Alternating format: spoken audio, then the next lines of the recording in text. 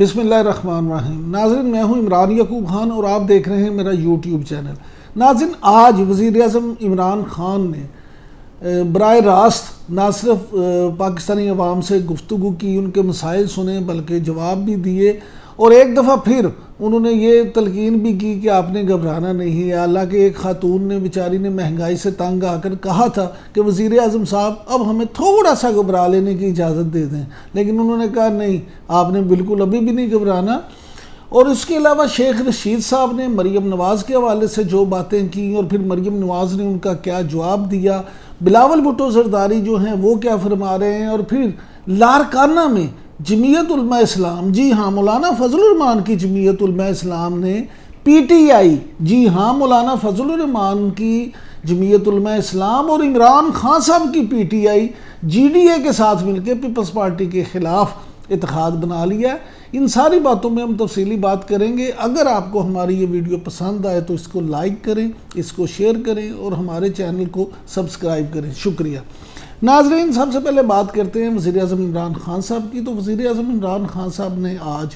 عوام سے براہ راست رابطہ کیا، لوگوں نے ٹیلی فون کیے اور براہ راست وزیر اعظم نے ان کے جوابات دیے، وہی مسائل، وہی باتیں اور وہی جوابات۔ اگر دیکھا جائے تو یہ ساری اسٹیریو ٹائپ چیزیں لگتی ہیں، لیکن کیا کریں، 32 مہینے گزرنے کے باوجود بھی تحریک انصاف کی حکومت وزیر اعظم عمران خان صاحب کی قیادت میں کوئی بھی ایسا عوامی مسئلہ نہیں جو حل کر سکی ہو۔ مہنگائی میں روز بروز اضافہ ہوا، چینی کی قیمتیں 55 روپے سے 100 روپے کو کراس کر گئیں، آٹا 35 روپے سے 65 روپے کے اوپر چلا گیا، گھی کی قیمتیں بڑھ گئیں، بجلی کی قیمتیں جو 11 روپے یونٹ پڑتا تھا ٹیکسز کے بعد وہ 28 روپے یونٹ پہ چلا گیا۔ غرض یہ کہ ہر طرح سے غریب جو ہے وہ مہنگائی کی چکی میں پستا ہی چلا جا رہا ہے، اس کا کوئی مسئلہ حل ہونے کو نہیں۔ اور سفید پوش خاص طور پہ مڈل کلاس، جس کو کسی بھی سوسائٹی میں ریڑھ کی ہڈی کہا جا سکتا ہے، اور پاکستان میں جہاں مڈل کلاس کی ایک بہت بڑی تعداد ہے، تو وہ اتنے زیادہ متاثر ہو گئے ہیں کہ وہ اب جولیاں پھیلا پھیلا کر یہ کہتے ہیں نظر آتے ہیں کہ اللہ کرے کہ اللہ ہی ہمارے مسائل حل کرے۔ اب ہمیں عمران خان صاحب سے یا وزیر اعظم کی حکومت سے یا سیاسی جماعتوں سے تو یہ توقع نہیں رہی کہ وہ ہمارے لیے اب کچھ کر سکیں۔ بات یہی ختم نہیں ہوتی۔ ناظرین، آج ایک خاتون نے تو وزیر اعظم سے سوال کر ہی ڈالا، انہوں نے وزیر اعظم سے مطالبہ کر دیا کہ وزیر اعظم عمران خان صاحب، ہم نے بڑے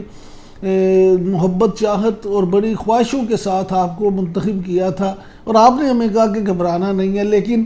ہمیں آج پلیز تھوڑی سی اجازت دے دیں کہ جو اب ہمارے مسائل ہیں ہم تھوڑا سا گھبرا لیں۔ وزیر اعظم نے مسکراتے ہوئے ان کو اس بات کی اجازت نہیں دی، ان سے کہا کہ نہیں،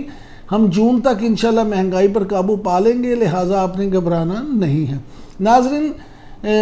اپوزیشن کی طرف سے اس حوالے سے جو بھی کہا جائے، لیکن وزیر اعظم عمران خان کا یہ ایک اچھا قدم ہے، لوگوں کے مسائل سننا اور براہ راست مسائل سننا، یہ ایک ایسا اقدام ہے جس کی تعریف کی جانی چاہیے، لیکن بات صرف یہ مسائل سننے تک نہیں رہنی چاہیے۔ وزیر اعظم کا اور حکومت کا یہ فرض ہے کہ مسائل سن کے ان کے حل کے لیے بھی کوئی ٹھوس اقدامات کیے جائیں۔ اگر اس طرح کے ٹھوس اقدامات نہیں ہوں گے تو پھر وزیر اعظم کو تنقید برداشت کرنا ہوگی۔ ناظرین، آج شیخ رشید صاحب نے جو وفاقی وزیر داخلہ ہیں، ایک دفعہ پھر یہ کہا کہ جناب مریم نواز جو ہیں وہ باہر جانا چاہتی ہیں، اور مریم نواز کے 2 ایلچی بھی آئے ہیں جو ان کے لیے ای سی ایل سے ان کا نام نکالنے کی سفارش کرتے ہیں۔ انہوں نے مطالبہ کیا کہ ای سی ایل سے نام نکالا جائے، اور میں نے وزیر اعظم سے خود یعنی شیخ رشید صاحب نے عمران خان صاحب سے خود بات کی ہے کہ اگر یہ کیس آئے، اگر یہ درخواست آئے تو اس کا کیا کیا جائے، جس پہ وزیر اعظم عمران خان صاحب نے اس سے انکار کر دیا۔ وزیر اعظم نے کہا کہ بالکل یہ کام نہیں ہو سکتا۔ مریم نواز صاحبہ نے اس کے جواب میں ٹویٹ کیا اور انہوں نے کہا کہ جس کو میں وزیر اعظم ہی نہیں مانتی تو میں کیوں دوں گی، اس کو درخواست کیوں دوں گی؟ آپ کان کھول کے سن لیں کہ میں یہی ہوں، میں کہیں نہیں جا رہی۔ حکومت جو یہ ڈس انفارمیشن پھیلا رہی ہے وہ بالکل غلط ہے، اس سے انہیں فائدہ نہیں ہوگا، اور میں پاکستان چھوڑ کے کہیں نہیں جاؤں گی۔ ناظرین، اس میں جو سیاسی تجزیہ کار ہیں ان کا بھی کہنا ہے کہ مریم نواز کو اس وقت باہر جانا سوٹ ہی نہیں کرتا، کیونکہ ان کا سیاسی طور پہ ان کے لیے یہ بہتر ہے کہ وہ یہیں رہیں، اس ملک میں رہیں، تاکہ اپنے سیاسی قد میں اضافہ کرتی رہیں۔ اب آتے ہیں ناظرین بلاول بھٹو زرداری کی طرف۔ بلاول بھٹو زرداری نے آج ایک دفعہ پھر حکومت پہ بڑی تنقید کے نشتر برسائے، اور انہوں نے یہاں تک کہہ دیا کہ یہ جو نالائق اور ناجائز اور نااہل حکومت ہے، ہم ان کو گھر بھجوا کر دم لیں گے، اس سلیکٹڈ حکومت کو ہم نہیں مانتے، اور مسلم لیگ نون والے جو ہیں یہ اگر پی ڈی ایم میں رہتے تو ہمارے ساتھ مل کے ہم کوشش کرتے تو ہم انہیں جلدی فارغ کر دیتے، لیکن اب بھی ہم اپنے گول سے نہیں ہٹیں گے۔ ہم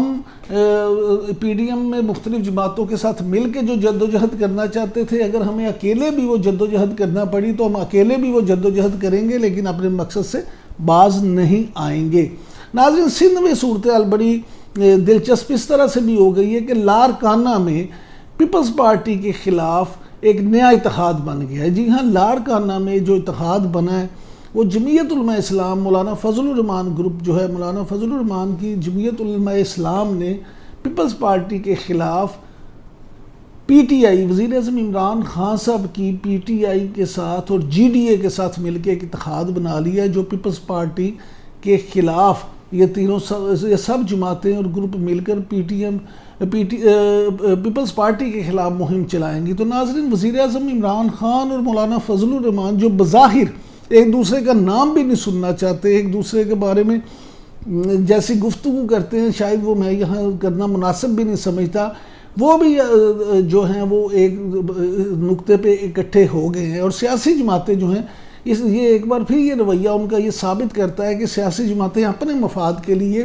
کچھ بھی کر سکتی ہیں، اور تمام سیاسی جماعتیں اپنے مفاد کے لیے اپنے تمام جو اختلافات ہیں وہ بھلا کر ایک ہو سکتی ہیں اور یہ کوئی بھی محاذ بنا سکتی ہیں۔ پی ٹی آئی جو کہ پیپلز پارٹی اور مسلم لیگ پہ تنقید کرتی تھی کہ ایک دوسرے کے خلاف الیکشن لڑنے والی جماعتیں کیسے انہوں پی ڈی ایم میں اکٹھی ہو گئی ہیں، اب اس اتحاد میں P T I, G D اور جمعیت علماء اسلام اکٹھی ہو گئی ہے، تو مسلم لیگ نون کا یہ بھی کہنا ہے کہ آپ بھی اب جب اپنے مخالفین کے ساتھ اکٹھے ہو گئے ہیں تو اب آپ اس بارے میں کیا کہیں گے۔ ناظرین سیاسی صورتحال جو بھی ہو، عوام اس وقت مہنگائی سے تنگ ہیں اور کرونا کی بڑھتی ہوئی وبا نے لوگوں کو مزید پریشان کر رکھا ہے۔ لوگوں کا یہ مطالبہ ہے کہ پاکستان شاید دنیا کا وہ